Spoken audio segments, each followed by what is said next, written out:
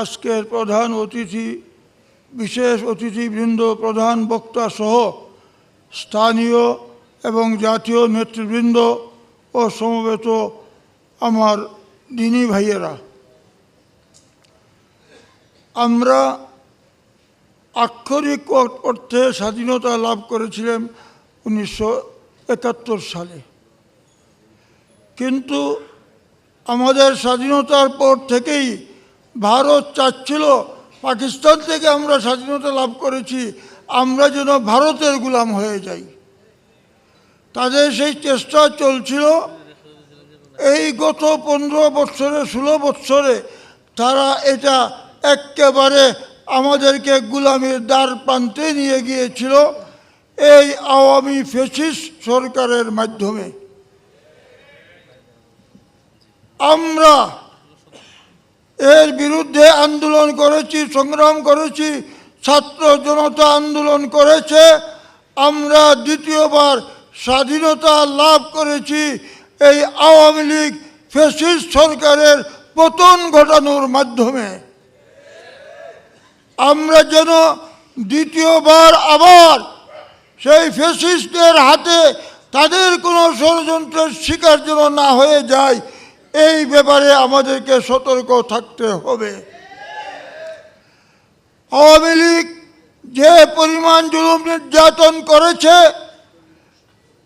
সেই নির্যাতনের একটা চিত্র বর্ণনা পাওয়া যায় যে তারা আয়না ঘরে নিয়ে উলঙ্গ করে লজ্জাস্থানের মধ্যে ইট পাথর বেঁধে দিয়ে ঝুলিয়ে রাখত, ঝুলিয়ে তাদেরকে পিটাতো, এইভাবে নির্যাতন করত। মিথ্যা মামলা দিয়ে কত মানুষ নেতাকে ফাঁসি দিয়েছে, জেল দিয়েছে। এই ফ্যাসিস্ট সরকার তাদেরকে ক্ষমা করা যেতে পারে না, তাদের উপযুক্ত বিচার করতে হবে। ক্ষমা করার অধিকার কেউ রাখে না। আর ওই ভারতের সঙ্গে আর পীড়িত করা যাবে না, যে ভারত আমাদেরকে নানাভাবে এখন পর্যন্ত পানি বিভিন্নভাবে আমাদেরকে তাদের কত করে রেখেছে। আমরা তাদের সঙ্গে আপোষ করতে যাব না, আপোষ করতে যাব না, আপোষ করতে যাব না। আসসালামু আলাইকুম ওয়া রাহমাতুল্লাহ।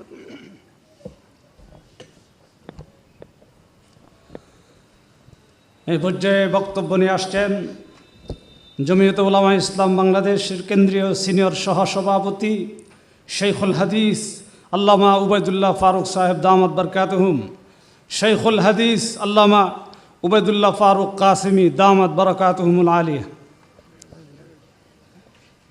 নারে তাকবীর! আল্লামা উবাইদুল্লাহ ফারুক সাহেব জিন্দাবাদ।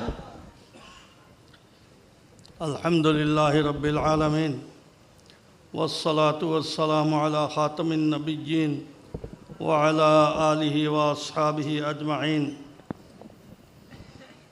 হযরত শেখুল হিন্দের নামে আজকের এই সেমিনার কনফারেন্স, এই কনফারেন্সের সম্মানিত সভাপতি সাহেব, হযরত উলামায়ে কেরাম, উপস্থিত জমিয়তের কর্মীবৃন্দ, নামাজের সময় হয়েছে, আমি মুখতাসর একটা কথা বলবো।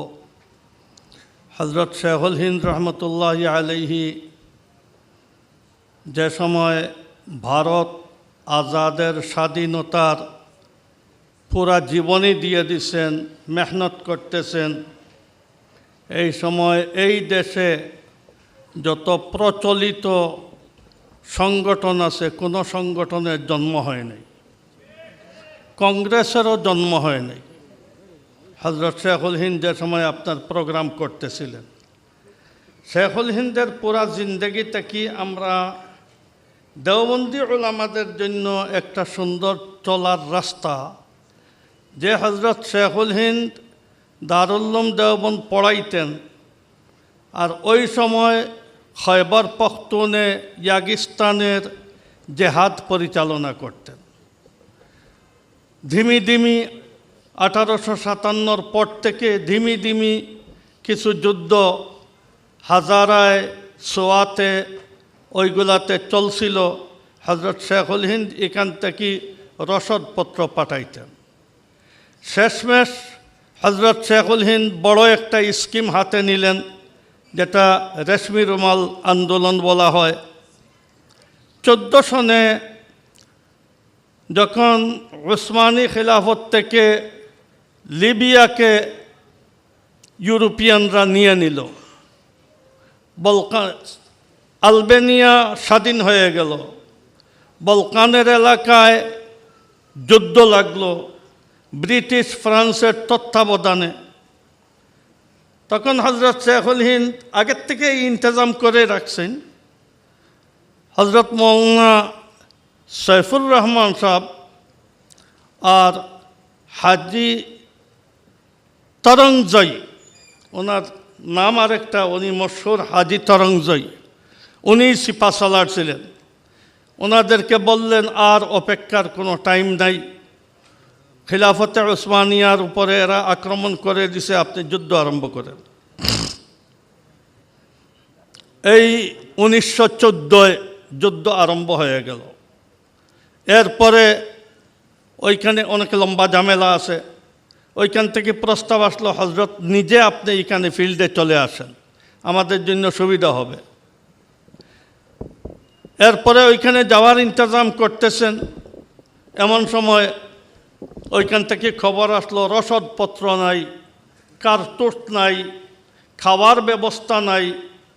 তখন সবের মশওয়ারা, বিশেষ করে ডক্টর মুখতার আহমদ আনসারি, এরপরে হাকিম আব্দুর রজ্জাক, ওনারা মশওয়ারা দিলেন যে হজরতের এই অবস্থায় ওইখানে যাওয়া ঠিক হবে না, আপনি এখান থেকে আপনার অস্ত্রর ব্যবস্থা করেন, খাবার ব্যবস্থা করেন।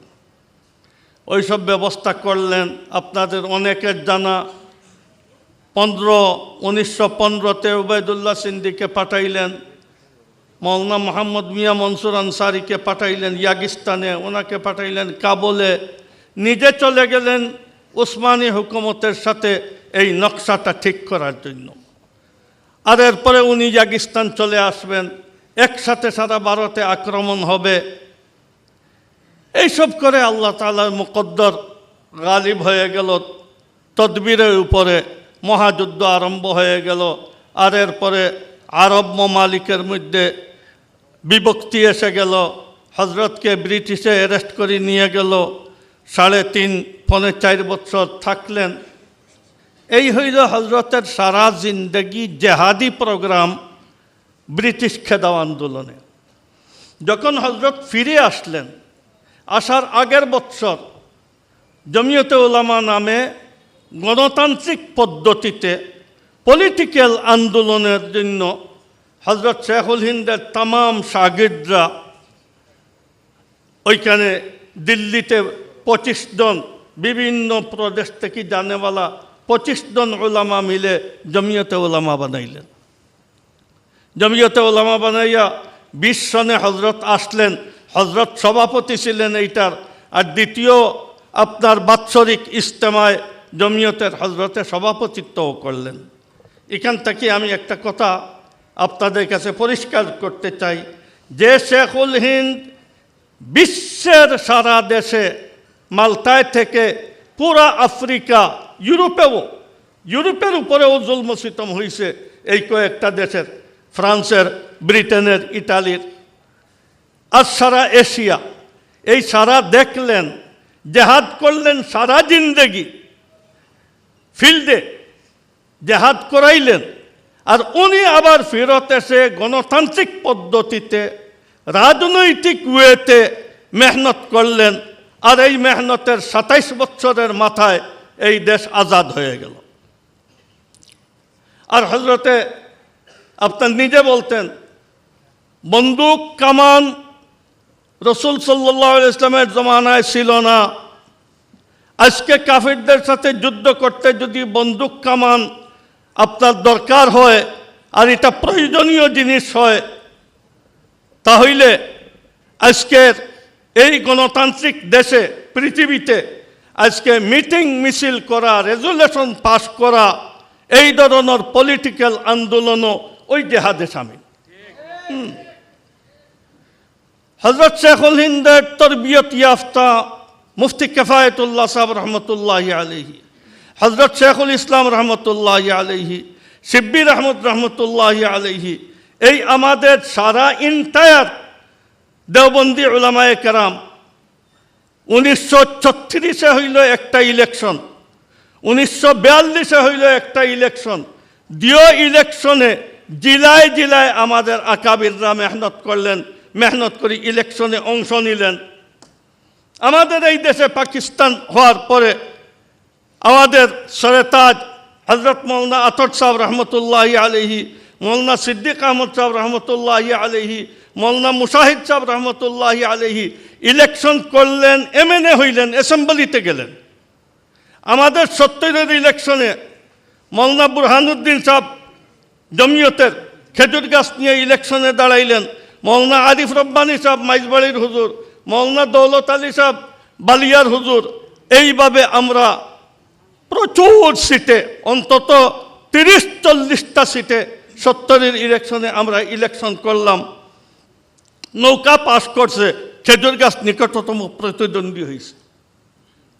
আজকে এই ইলেকশনকে আর রাজনৈতিক আন্দোলনকে শিরিক আর কুফরি মতবাদ আখ্যা দেওয়া কিছু খারিজিরা, যারা আহলুস সুন্নাত ওয়াল জামাআত থেকে তাদের কোনো সম্পর্কই নাই, এই ধরনের পোলাপান, যে পোলাপানদের জিন্দগির কোনো ধরনের খিদমাত এই দেশের পাবলিকের পিছনে নাই, এরা দারুল উলুম দেওবন্দের হজরত শেখুল ইসলামের মতো মানুষ, হজরত শিব্বির উসমানী সাহেব, হজরত মুফতি কেফায়েতুল্লাহ সাহেব গণতন্ত্র উপরে কাজ করছেন।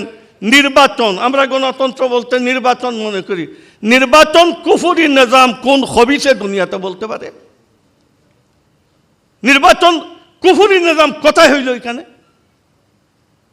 এই কিছু খারিজি যারা মুর্তাকিবে কবিরাকে কাফির বলে, জেহাদি সংগঠনে যারা আছে, এরা জালিম বাদশার বিরুদ্ধে তলোয়ার উঠানো আর অস্ত্র ব্যবহার করাকে আপনার ফরজ মনে করে, এরা খারিজি, এরা আহলুস সুন্নাত ওয়াল জামাতের লোক নয়। এরা এই বাংলাদেশে কাকে মারতে চায়? বাংলাদেশে জেহাদের স্লোগান দেয়, বাংলাদেশে কাকে মারতে চায়? এখন এই দেশে কোনো ধরনের বিপ্লব যদি আনতে হয় তাহলে ভোটের মাধ্যমে আনতে হবে। আমাদের মুখতাসর গুজারিশ, আমরা কিশোরগঞ্জের প্রত্যেক সিটে ইলেকশন করতে চাই, আর এই সিটে আমরা মোহাম্মদুল্লাহ জামি সাহেবকে দিয়ে ইলেকশন করতে চাই।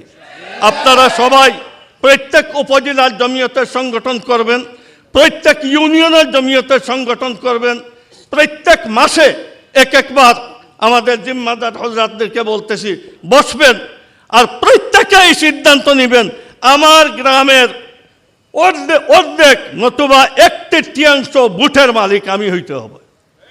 এখানে এই দেশে বসবাস করতে হইলে মদউ হিসাবে নয়, দাঈ হব। এই দেশে হরফে ইল্লতের আর লজিঙ্গের হুজুরের মতো জিন্দগি বসবাস করব না। এই দেশে মালিকানা আধিপত্য নিয়ে এই দেশে আমরা বসবাস করব। এই দেশের সংসদীয় ইলেকশনে আমরা হিস্সা নিব, এত ভোটার বানাবো যে কোনো সংগঠন আমাদের সাথে কম্প্রোমাইজ না করে যেন ইলেকশনে পাস করতে না পারে। আল্লাহ তাআলা আমাদেরকে তৌফিক দান করুক। ওয়া আখিরু দাওয়ানা আলহামদুলিল্লাহি রাব্বিল আলামিন। আলহামদুলিল্লাহ ফালিল্লাহিল হামদু রাব্বিস সামাওয়াতি রাব্বিল আরদি রাব্বিল আলামিন ওয়া লাহুল কিবরিয়া ফিস সামাওয়াতি